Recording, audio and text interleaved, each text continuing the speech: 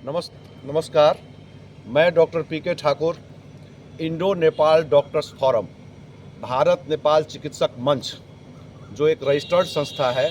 आज मेरा हमेशा से विजिट होते रहा है इंडिया के तरफ में कई कामों को लेकर के, और इस संस्था का काम है भारत नेपाल संबंध में बहुत सारा हमारा संबंध आगे बढ़े, अच्छा हो, इसके मैटर पर मैं आज यहाँ आया हूँ तेनुघाट में।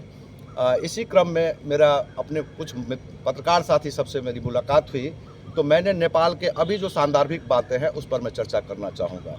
नेपाल में हमेशा से खस आर्यों का शासन रहा है, वो राजा काल से के माध्यम से ही रहा है, और अभी तक वो खस आर्यों का शासन चल ही रहा है। वहाँ के दलित शोषित लोग, मधेसी लोग हमेशा से शोषित रहे हैं वहाँ के।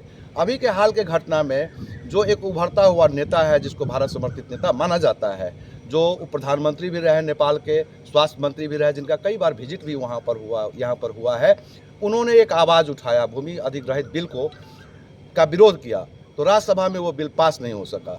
तो इसके कारण से क्या हुआ कि वो उन्होंने अपना समर्थन भारत नेपाल सरकार से वापस ले लिया। तो ये टाइमिंग देखिए कैसा है कि इसी टाइमिंग में आकर के 19 वर्ष पहले एक घटना हुआ था जन विद्रोह के समय में, जिसमें कुछ लोग मारे गए हुए थे। इसका चार्ज इन लोगों ने इन पर फ्रेम कर करके, और अभी चाहता है कि इनको मैं दमन के साथ में दबाऊं। मेरा कहना है कि ऐसे समय में 19 वर्ष पहले जो घटना हुआ, जिसकी छानबीन ऑलरेडी हो चुकी हुई है, जिसमें सुप्रीम कोर्ट के जज भी बैठे थे, हाई कोर्ट के जज बैठे थे, मानवाधिकार आयोग बैठा था, उसमें जब ये निर्दोष साबित किए जा रहे थे तो इनके रिपोर्ट को दबा दिया गया, और एक हथियार नेपाल सरकार बना करके हमेशा के लिए रख लिया कि जब जब इनका सिर उठेगा तो इस माध्यम से मैं इनके सिर को कुचल दूंगा। मेरा भारत सरकार इसको हाँ, मैं यही कहना चाह रहा हूँ कि इसमें आप नेपाल के मुद्दे को लेकर के भारत सरकार से क्या चाहते? मेरा ये इतना ही कहना है कि भारत और नेपाल के बीच में रोटी बेटी का संबंध है। हमारे बीच में न कोई वीज़ा न पासपोर्ट की ज़रूरत होती है। हम एक दूसरे जगह पर काम करते हैं, सारा बिजनेसमैन वहाँ भी है, यहाँ भी है, या वहाँ कुछ भी होता है ना, तो उसका प्रभाव जो इधर के मूल के लोग हैं ना, जो माने हिंदी भाषा भाषी हैं, मूल नहीं कहा जाए, हिंदी भाषा भाषी जो लोग हैं, उनके ऊपर में बहुत बड़ा प्रभाव पड़ता है। वो अपना चीज़ को रख नहीं पाते हैं। तो पड़ोसी मुल्क होने के नाते, बगल के होने के नाते, वहाँ पर यदि कोई डिस्टर्बेंस भी क्रिएट होगा, कल के दिन में कोई आतंकवादी भी घुसना चाहेंगे, तो हम लोग रोकते हैं उसको, ये मुल्क के लोग रोकते हैं, जिसके कारण से सुरक्षा हमारी बनी हुई रहती है।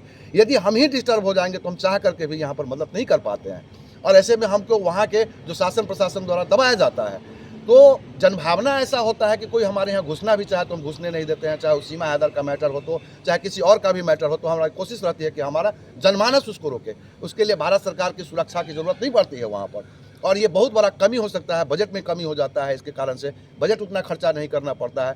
तो इसलिए मैं चाहूँगा कि भारत सरकार इसको अपने संज्ञान में ले कि हमारे लोगों के साथ वहाँ पर क्या हो रहा है, जो मधेसी मूल के लोग हैं उनके साथ क्या हो रहा है, उनके नेताओं के साथ क्या हो रहा है। मैं यही कहना चाहूँगा, और भारत सरकार के माध्यम से भी और यहाँ के जनता के भी माध्यम से, कि आपका जो बेटी रोटी का संबंध है, हमारा शादी होता है, विवाह होता है, खान पीन, कल्चर, एग्रीकल्चर, सोसाइटी, सारे चीज़ मिलते हैं, ये दूसरे के साथ नहीं मिलता है। नेपाल और भारत का संबंध विश्व का एक बहुत ही बड़ा उदाहरण है, जहाँ पर पासपोर्ट वीज़ा की ज़रूरत नहीं होती है।